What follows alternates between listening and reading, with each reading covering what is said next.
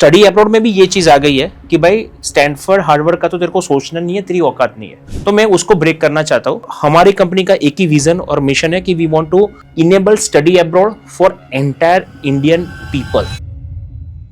जो कंसल्टेंट होते हैं वो उन्हीं यूनिवर्सिटीज़ को या उसी कंट्री को रेकमेंड करते हैं जहां उन्हें कमीशन ज़्यादा मिल रहा होता है। ऑस्ट्रेलिया अच्छा करता है ना, वो कोई भी बच्चे को घुमा फिरा के ऑस्ट्रेलिया में ही कन्वर्ट करने का सोचेगा। अरे भाई उसको जाना यूएस है। अभी बहुत सारी सिस्टम स्ट्रीमलाइन हो गई है। आपने कुछ भी गलत किया आपके वीजा में रिफ्लेक्ट होगा, तो आपको वीजा नहीं मिलेगा, उसके साथ बैन भी हो सकता है। आज के टाइम पे ना पीआर को बहुत ज्यादा एग्रेसिवली सेल किया जा रहा है। अभी ये बात पेरेंट्स को समझनी है कि आपके बच्चे को वहां पे लेबर बनाना है कि स्किल लेबर बनाना है। जैसे कि बच्चा बीटेक करने गया, हाँ। वो शाम को बर्गर बेच रहा है, तो क्या स्किल्स है उसकी, कोई मैच ही नहीं हो रही। बहुत सारी ऐसी हिडन कॉस्ट है जो बताई ही नहीं जाती। स्टडी अब्रॉड के अंदर एक एडवांटेज एक डिसएडवांटेज हमारा वो है करेंसी फ्लक्चुएशन। आप जिसको सर्च करो वो जेन्युइन है, जो आपको सर्च करे वहाँ झोल है। हाँ, वहाँ झोल है। Yes, that's true. क्या कनाडा, यूके, ऑस्ट्रेलिया ही बेस्ट कंट्रीज हैं या कुछ ऐसे अंडररेटेड ऑप्शंस भी हैं जो आपको बेटर अपॉर्चुनिटी और बेटर आरओआई दे सकते हैं? अभी के टाइम के अंदर जर्मनी, आयरलैंड सबसे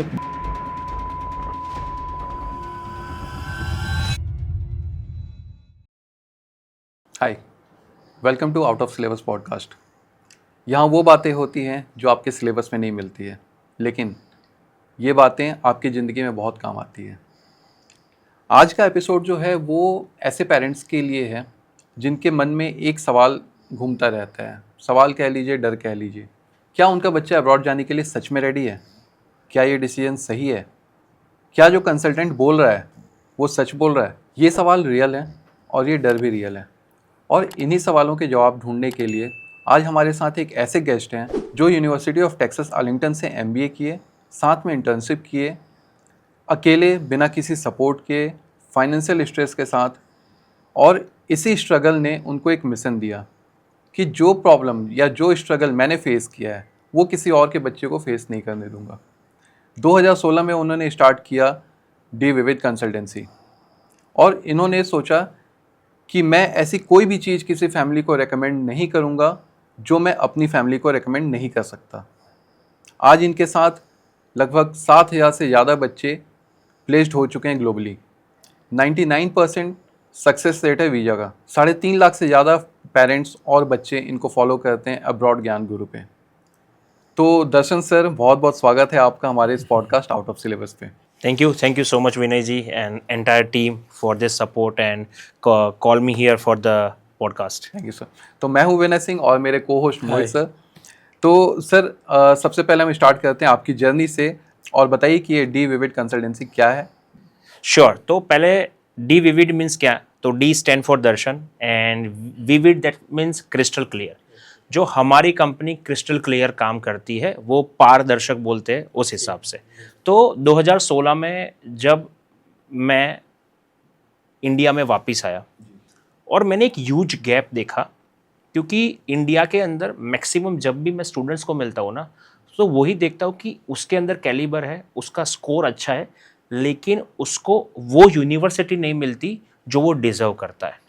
तो आई थिंक सबसे ज़्यादा प्रॉब्लम इंडिया में वही है कि काउंसिलर, एजेंट या कंसल्टेंट जी कमिशनेबल यूनिवर्सिटी प्रोवाइड करते हैं। yes. और ऐसा भी नहीं है कि सब लोग ऐसा प्रोवाइड करते हैं, बहुत सारे ऐसे अच्छे एजेंट भी है, कंसल्टेंट भी है जो अच्छी यूनिवर्सिटी भी प्रोवाइड करते हैं। तो मैंने देखा कि यार ये तो गलत हो रहा है कि यार बच्चा 90% पे है और उसको आपने कोई कमिशनेबल यूनिवर्सिटी में डाल दिया। आपके पैसे बनाने के चक्कर में आप किसी की ज़िंदगी तो ख़राब नहीं कर सकते। तो मैंने बहुत सारे स्टूडेंट से बात की, यूएस में था तब, यूएस में भी बहुत सारे स्टूडेंट से बात की थी। यूएस में जब मैं पढ़ाई कर रहा था तो मैंने वहाँ पे इंडियन कल्चरल काउंसिल का डेवलपमेंट किया। दैट मीन्स एक संस्था बने जो इंटरनेशनल स्टूडेंट को हेल्प करे। तो वो लीडरशिप क्वालिटी वहाँ से डेवलप हुई। फिर मैंने बहुत सारे बच्चे को फ्री एकोमोडेशन देते थे कि एयरपोर्ट से पिक करते थे, और हमारी बहुत बड़ी कम्युनिटी थी वहाँ पे। तो किसी के घर 5 दिन रुक जा, 10 दिन रुक जा, फ्री ऑफ कॉस्ट पिकअप। क्योंकि अमेरिका में जैसे लैंड होते हो आपका कोई नहीं होता है। 2008 की बात करता हूँ, क्योंकि तब तो मोबाइल की फैसिलिटीज़ भी इतनी बड़ी नहीं थी। स्क्रैच कार्ड लेके कॉल करना पड़ता था इंडिया, कॉलिंग कार्ड लेना पड़ता था। तो जब कोई स्टूडेंट्स पहले लैंड यूएस में होता है तो उसके पास तो इंडिया कॉल करने के लिए नंबर ही नहीं है, और उसको वो भी नंबर नहीं है कि मेरे को पिकअप करने के लिए कौन आएगा, बिल्कुल राइट। तो हमने ये पूरा सिस्टम बनाया था कि आप जब भी लैंड होगे ना, हमारा यूनिवर्सिटी का कोई बंदा या मैं वहाँ पे हाजिर हूँगा, आपको पिक करूँगा फ्री में, और कहीं पे भी एकोमोडेशन हम दिलवाएंगे। तो वो हमने देखा, वहाँ से फिर बात करते ही चले, दूसरी यूनिवर्सिटी से के स्टूडेंट्स को भी मिलते चले सबको। तो ये समझ में आया कि ये इंडस्ट्रीज में कुछ गैप है, अच्छे स्टूडेंट अच्छी जगह पे नहीं है, वो कहीं और है। तो 2016 के बाद आने के बाद मैंने ये DVVIT कंसल्टेंसी शुरू किया, और उसका एक ही मंत्र है कि commission free university. Because India में क्या है कि सर देखो कि सब लोगों को ऐसा ही बोलता है कि तेरी औकात ये है, इससे आगे मत सोचना है। और स्टडी अब्रॉड में भी ये चीज़ आ गई है कि भाई स्टैनफोर्ड हार्वर्ड का तो तेरे को सोचना नहीं है, तेरी औकात नहीं है। तो मैं उसको ब्रेक करना चाहता हूँ कि भाई आप अप्लाई कर सकते हो, आप बैट ले सकते हो, क्योंकि आप कोई बोल देता है अपने कमीशन के लिए, अपने स्वार्थ के लिए, तो उसके ऊपर भरोसा मत करो। हमने जब भी कमीशन मॉडल से छूट के नॉन कमिशनेबल मॉडल के ऊपर काम किया, और हमने वो ये पूरी इंडस्ट्रीज के अंदर हमने नॉन कमिशनेबल शुरुआत की, हमने इतने सारे बच्चे को नॉन कमिशनेबल में भेजा, वो सक्सेसफुल हो गए। अभी Microsoft, Apple, Google, Tesla, SpaceX सब जगह पे काम कर रहे हैं। तो we are getting a good blessings from the parents. तो इन नटशेल हमारी कंपनी का एक ही विजन और मिशन है कि we want to enable study abroad for entire Indian people.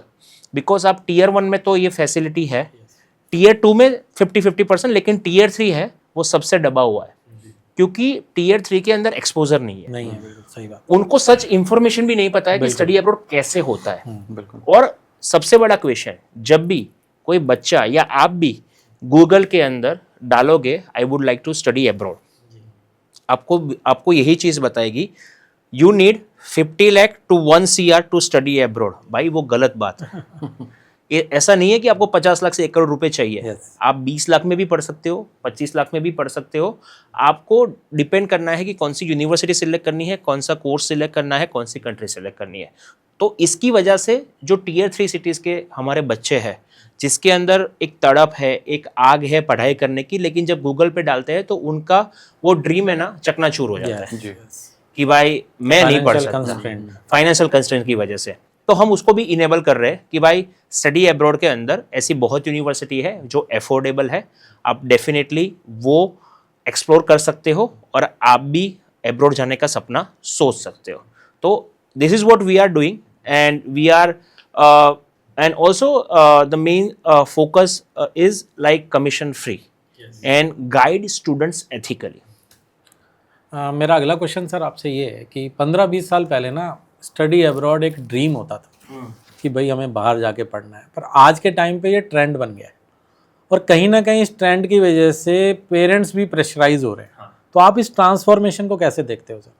तो देखो 2008 में मोबाइल नहीं था, इंटरनेट मेरे को पता कि 128 kbps की स्पीड के ऊपर हम काम करते थे। एक ईमेल लोड होने में आई थिंक 1 या 2 मिनट होती थी। अभी उस टाइम क्या था, सोशल मीडिया नहीं था, लेकिन क्रेज और ड्रीम तो था। अभी सोशल मीडिया की वजह से लोगों ने आई थिंक ग्लोबल इनेबल हो गया है फॉर द अपॉर्चुनिटी। लोगों को पता चल गया है कि फॉरेन में ये अपॉर्चुनिटी है। तो जो स्मार्ट स्टूडेंट्स है वो उसको लेवरेज करके एनकेश करते हैं, अपने के लिए अपना ड्रीम अचीव करते हैं, एजुकेशन लेके अच्छी सैलरी लेते हैं। और इसमें ऐसा भी हो गया है कि जो लोग आप जैसे बोल रहे हो ना देखा देखी कर रहे हैं या किसी के प्रभाव में आ जाते हैं, वो ऑल अबाउट सोशल मीडिया। कि मेरे बाजू वाले बच्चा था जिसका 75% आया था, उसने अब्रॉड चला गया, उसने 2 साल में गाड़ी ले ली, लेकिन कोई पूछता नहीं है कि गाड़ी कैसे ली, राइट। तो वो चक्कर में पूरी दुनिया अभी चल रही है। कहीं पेरेंट का तो इसी में काम हो जाता है कि बच्चा फॉरेन में पढ़ रहा है। हाँ, बस यही रेपुटेशन। हाँ, तो आपको मैं बात बताऊं कि पंजाब, हैदराबाद और गुजरात जैसी जगह पे ऊपर ऐसा बोला जाता है कि बच्चा अब्रॉड है तो ही आपकी शादी हो सकती है। ओके, ये ट्रेंड ही बन गया। ये ट्रेंड है and most of people can relate to it कि हैदराबाद में ऐसा है कि बच्चा यूएस पढ़ रहा है तो आपके बच्चे की शादी होगी वो तो ही हम आपको बच्ची देंगे। गुजरात में भी ऐसा ट्रेंड है और पंजाब में भी ऐसा ट्रेंड है। तो that's also one kind of trend that people are following, लेकिन वो इतना ब्लाइंडली फॉलो कर देते हैं ना कि उसमें पैसा भी बर्बाद हो जाता है, जिंदगी भी खराब हो जाती है, कितना भी अवेयर करवाओ। लेकिन ये चीज़ अभी एक ग्रांड स्केल के ऊपर अवेयरनेस आना चाहिए कि भाई ये सारी चीज़ के छूट के आप कुछ अच्छा सोचो। अच्छा सर, आते हैं इसमें, देखिए अब्रॉड एजुकेशन में सबसे बड़ा आता है फैक्टर कमीशन का। यस। तो जो कंसल्टेंट्स होते हैं मोस्टली, जो कंसल्टेंट होते हैं वो उन्हीं यूनिवर्सिटीज़ को या उसी कंट्री को रेकमेंड करते हैं जहां उन्हें कमीशन ज़्यादा मिल रहा होता है। किसी पेरेंट्स के लिए आप ये बताइए, या जो स्टूडेंट है उनके लिए ये बताइए कि वो कैसे पहचाने कि ये कंसल्टेंट सही है गलत है। कुछ 3 फैक्टर्स बताइए, क्लियर रेड फ्लैग्स। श्योर। तो पहले हम शुरुआत करते हैं कंसल्टेंट इंडिया में कौन बना। तो पहले क्या था कि स्टडी अब्रॉड के लिए कंसल्टेंट बहुत ही कम थे। दैट मीन्स कि ओनली 2-3 पीपल्स जिनको स्टडी अब्रॉड का पता है, आउट ऑफ इंडिया गए हैं, उन्होंने एक्सपोजर लिया है, वही काम करते थे। लेकिन जब ये बिजनेस के अंदर ऐसे लोग आ गए कि जिन्होंने देखा कि स्टडी अब्रॉड तो बिजनेस है, ये स्टडी अब्रॉड एक नोबल कॉज है। That's what I believe, study abroad is a noble cause. कैसे कि जैसे एक डॉक्टर है जो कोई बच्चे को जन्म देता है, हेल्प करता है, राइट। जैसे स्टडी अब्रॉड में हम बच्चे को फॉरेन भेजते हैं, वो लैंड के ऊपर उसका न्यू बर्थ होता है। जी। वो आगे जाके वो क्या कर पाएगा, यू नेवर नो। फेसबुक का भी CEO बन सकता है, माइक्रोसॉफ्ट का भी बन सकता है, उसकी जनरेशन वहां से शुरू होगी, राइट। तो that's a first is a noble cause. लेकिन ऐसे लोग आ गए, धंधादारी लोग, जिन्होंने ऐसा सोचा कि ये तो पैसे बनाने का मशीन है, कि बच्चे को कमिश्नर यूनिवर्सिटी में भेजो और डॉलर में पैसा कमाओ। तो उनकी वजह से क्या हुआ कि ये इंडस्ट्रीज के अंदर थोड़े बहुत प्रॉब्लम आना शुरू हो गए। और रिसेंटली लास्ट 10 साल में ऐसा हुआ कि because of evolutions in the technology, social media, सब लोग एजेंट बनना शुरू हो गया, क्योंकि सबको लग रहा है कि पैसा इसमें ही है, इसमें बच्चे का कोई सोचता नहीं है, राइट। और जब पैसे की बात आती है तो पैसा बनता कैसे है, ओनली कमिश्नेबल में। जैसे आपका एक ही क्वेश्चन था कि कमिश्नेबल से कैसे छूटे। yes. तो कमिश्नेबल से छूटने से पहली चीज है, पेरेंट्स को उसका सोशल मीडिया चेक करो, उसकी ऑफिस में जाओ, आपको सिमिलर यूनिवर्सिटी दिखेंगे कि भाई ये यही यूनिवर्सिटी प्रमोट करते हैं। yes. तो फर्स्ट रेड फ्लैग की वो एक ही यूनिवर्सिटी पिच करता है, वरना तो आपको वो 10 यूनिवर्सिटी का एक सेट दे देगा, उसके अराउंड ही घुमाएगा। तो आपको समझ आना है कि ये कमिश्नेबल की बात करता है। और अभी तो जनरेशन पूछ भी लेती है कि सर आप इसके अंदर आपका कुछ है नहीं ना, तो पहले से बोल दो। जी। वो टियर 1 सिटी में वो हिम्मत आ गई है, पूछते हैं। लेकिन टियर 2 टियर 3 सिटी में वो हिम्मत अभी नहीं है। तो सबसे पहली चीज वो। दूसरी चीज कि वो एजेंसी किसके लिए नोन है। बिकॉज आप देखो कि सर्टेन एजुकेशन इंस्टीट्यूट इंडिया में मेडिकल के लिए नोन है, JEE के लिए नोन है, नीट के लिए नोन है, राइट। ऐसे ही स्टडी अब्रॉड के अंदर ऐसे बहुत सारे कंसल्टेंसी है जो कंट्री के लिए नोन है कि भाई ये बंदा US अच्छा करता है, ये UK अच्छा करता है, कनाडा करता है, ऑस्ट्रेलिया अच्छा करता है। तो होता क्या है कि जो आदमी ऑस्ट्रेलिया अच्छा करता है ना, वो कोई भी बच्चे को घुमा फिरा के ऑस्ट्रेलिया में कन्वर्ट करने का सोचेगा। अरे भाई उसको जाना US है, वो US का डिसएडवांटेज बोलेगा कि US इतना बेकार है, ये है वो है, तो US मत जा, तो ऑस्ट्रेलिया जा। तो ये चीज भी आपको ध्यान रखनी है। तीसरी सबसे बड़ी चीज फाइनेंस की। सबसे बड़े घोटाले होते हैं फाइनेंस में कि 50 लाख या 1 करोड़ का पैसा आपको दिखाना है, उसके लिए आपके पास इतना पैसा होता नहीं है, और होता है तो वो कुछ इन्वेस्टमेंट में होता है। तो क्या बोलते हैं कि मैं एक मिडलमैन आता है एज ए एजेंट कि इतना पैसा बताने का मैं 1% लूंगा, 2% लूंगा, 3% लूंगा। ये सबसे बड़ी गलती या स्कैम बोल सकते हो जो बहुत सारे लोग करते हैं। तो पेरेंट्स को ये बात का ध्यान रखना है कि कोई भी पैसे के मामले में आपको बहुत ही ध्यान रखना है, कोई भी गलत एडवाइस नहीं देनी है। बिकॉज अभी बहुत सारी सिस्टम स्ट्रीमलाइन हो गई है, आपने कुछ भी गलत किया आपके वीज़ा में रिफ्लेक्ट होगा, तो आपको वीज़ा नहीं मिलेगा, उसके साथ बैन भी हो सकता है। जैसे ऑस्ट्रेलिया के अंदर आपने गलत ITI रिटर्न डाल दी है तो आपका वीज़ा रिजेक्ट हो गया, तो आप 5 साल तक अप्लाई नहीं कर सकते। बहुत सारे कंट्री ने ये मेजर लेना शुरू कर दिया है। तो मैं पेरेंट्स को एक ही रिक्वेस्ट करता हूँ कि एथिकली जाओ, प्रॉपर नॉलेज और गाइडेंस से जाओ। और हम पूरे इंडिया में बहुत सारे ऐसे लोग हैं कि जो अच्छी इंफॉर्मेशन शेयर कर रहे हैं, उनको फॉलो करो, उनको सुनो, you will definitely get a great amount of informations. मेरा इसी से रिलेटेड क्वेश्चन था कि आज के टाइम पे ना PR को बहुत ज़्यादा एग्रेसिवली सेल किया जा रहा है या प्रमोट किया जा रहा है। तो सर आप रियलिटी में ये बताइए कि ये वाकई एक जेन्युइन अपॉर्चुनिटी है या सिर्फ एक मार्केटिंग स्ट्रेटेजी है मिसगाइड करने के लिए? तो देखो, परमानेंट रेसिडेंसी को एक बेचने का टूल बना दिया है सबने, क्योंकि बच्चे को बोला जाता है कि तू वहाँ कंट्री की सिटीजनशिप ले लेगा तो तू पूरे सारे कंट्री में घूम पाएगा। जैसे तूने कनाडा की सिटीजनशिप ली तो तू यूएस जा सकेगा। अरे भाई, तू जाएगा, तू घूमेगा फिरेगा, तो बिजनेस नहीं कर पाएगा। ऐसे कंसल्टेंट बैठे हैं कि जो लोग बोलते हैं कि तू कनाडा से यूएस, कनाडा का सिटीजन हो गया ना, तो यूएस में जाके वीजा कर सकता है विदाउट एनी स्टेटस। अरे भाई, वो गलत है, उसके लिए आपको अलग वीजा लेना पड़ता है। Yes, right. अभी पीआर का सपना कैसे दिखाते हैं कंसल्टेंट? बच्चे को प्रोवोक करते उसके पेरेंट के साथ कि तू पढ़ाई करने के लिए जा। एग्जाम्पल कनाडा का लेते हैं, वहाँ पे 3 साल का कोर्स है। अभी बात करेंगे वर्क परमिट की कि तेरे को 24 आवर्स की वर्क परमिट मिल रही है 1 वीक के अंदर। यस, ठीक है। तो उसको मल्टीप्लाई करके वहाँ का minimum average salary per hour $10 है। तो उसके दिमाग में बैठा 24 इंटू 10 $240 कैनेडियन। अभी रुको, अभी 4 वीक हो गया। Oh my God, 240 into 4 $1000 Canadian. हाँ, 1000 हो गया। पापा बोलेगा इंटू 65 कर बेटा, 65,000 पैसा कमाएगा एक महीने में। एक महीने में। वो सामने वाला कंसल्टेंट बोला कि यार आपका बच्चा 65,000 लैंड होने के बाद तुरंत कमाएगा।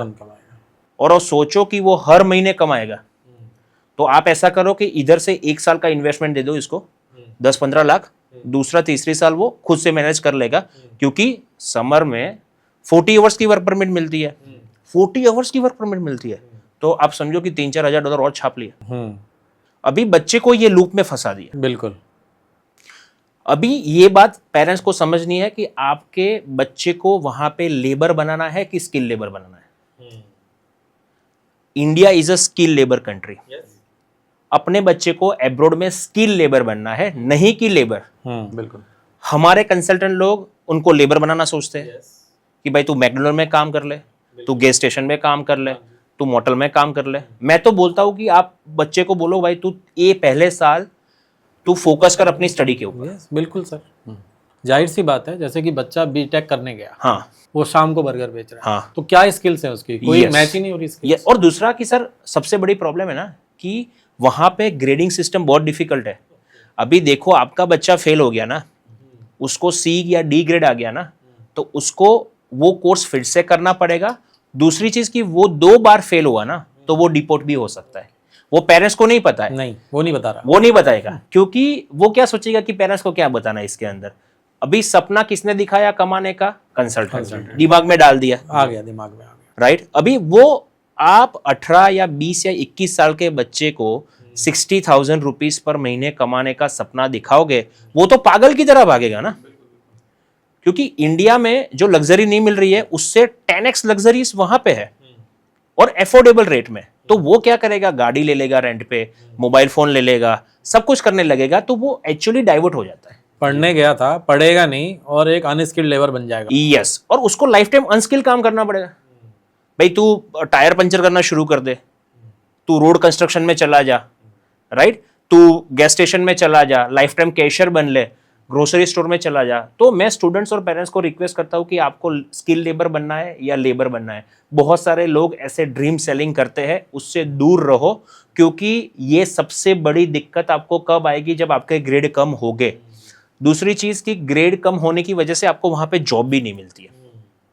अभी इतनी सारी कंपटीशन है, अच्छे स्टूडेंट वहां पे 4.0 होता है, जीपीए होता है। हमारे वहाँ 10 होता है और 11-12 में 100 होता है। वहाँ पे 12 के बाद आउट ऑफ 4 जीपीए होता है। अभी कोई भी बच्चे का 3 से नीचे गया, दैट मीन्स 70% से नीचे वो बच्चा गया, तो उसको टर्मिनेट भी कर सकते हैं और डिपोर्ट भी कर सकते हैं। अभी क्या होता है कि बच्चा क्या बोलता है कि ये कॉलेज में मजा नहीं है मम्मी पापा, मैं दूसरी कॉलेज शिफ्ट करता हूँ। अभी क्वेश्चन पेरेंट्स को नहीं पूछते हैं कि भाई क्यों शिफ्ट कर रहा है, तेरे ग्रेड क्या है।